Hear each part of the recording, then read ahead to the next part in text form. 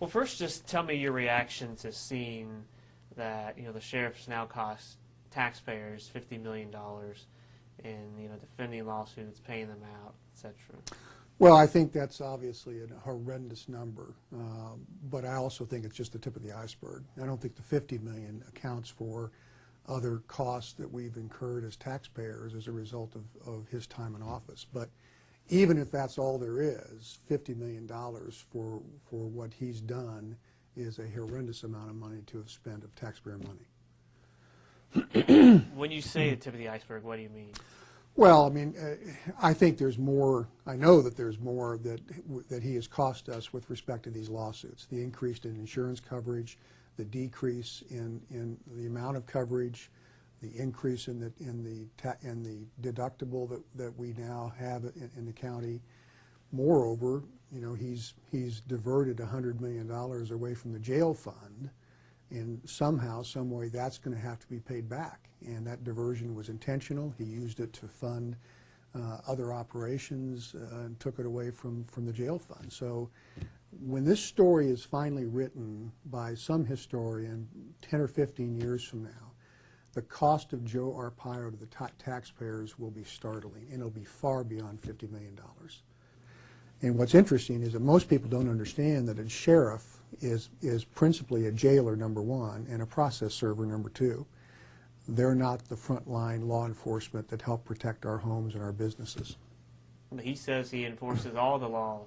He does, but history will prove that incorrect. And he just is. It's not a frontline law enforcement agency. Never was supposed to be. Wasn't designed to be.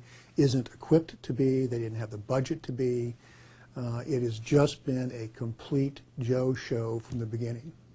I'm assuming the sheriff's office will say, this is the cost of doing business. A lot of people don't like the sheriff. They file lawsuits just because they don't like him. They don't like Tin City. They don't like the food.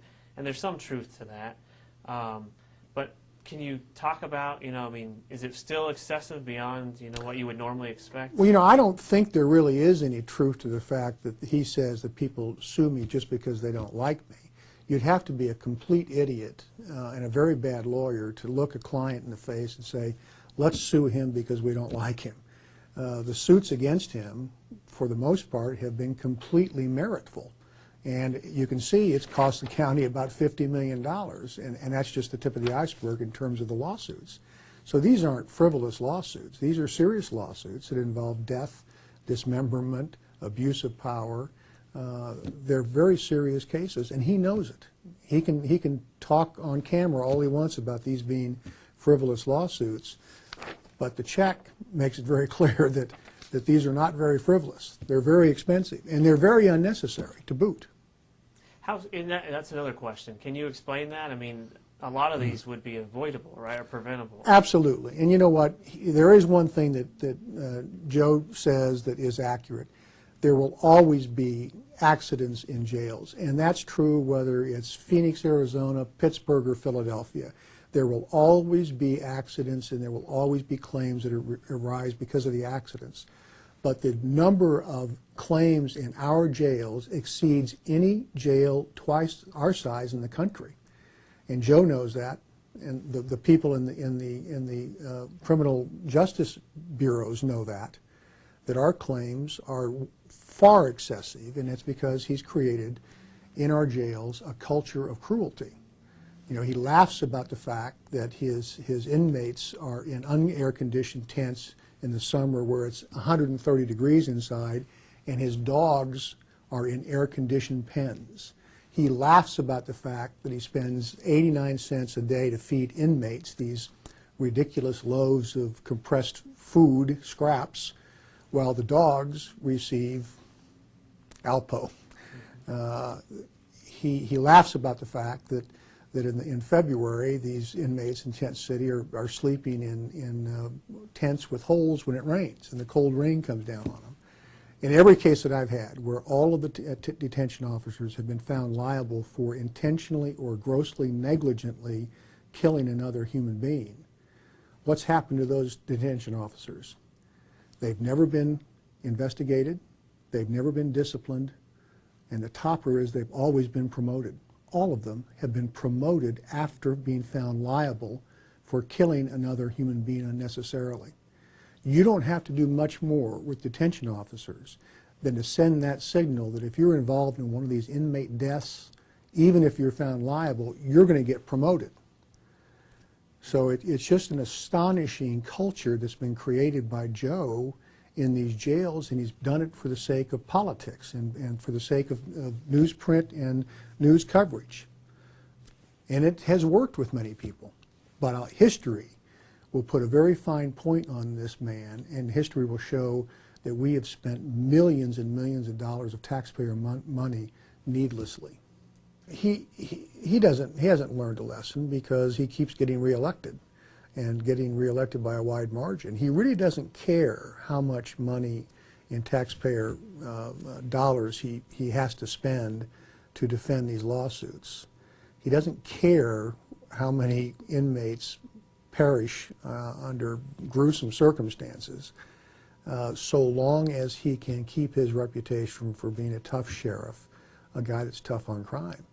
And you know, many people, including my deceased mother, believed when she was alive, and many people still do, that he's tough on crime.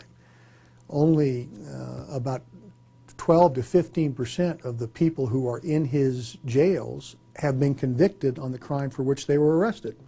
The rest of them are just detainees. People like friends of ours who get arrested, but they haven't been convicted. They're just being detained.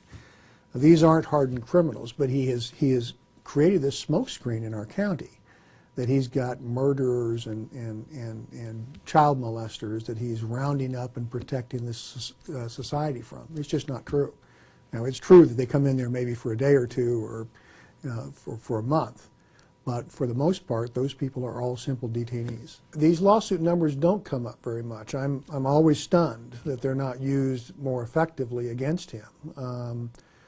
But I think that people have believed that he's tough on crime, and this is just the cost we taxpayers must pay for Joe to be tough on crime.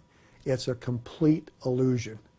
The law enforcement officers in our community that keep us safe from crime, it's not the MCSO, it's the FBI, it's the DEA, it's DPS, it's Phoenix Police, Scottsdale Police, et cetera, et cetera.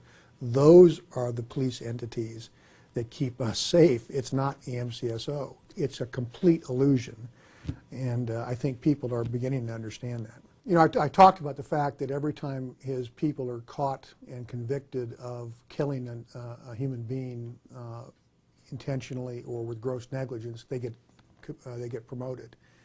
The other thing that is startling about being up against Arpaio is that in every case I've had, we have caught them destroying evidence, creating evidence, backdating documents. It's one thing when you have cases against people like the mob or Charles Keating, and I've had those cases, when you catch those people destroying evidence, creating evidence, intimidating witnesses.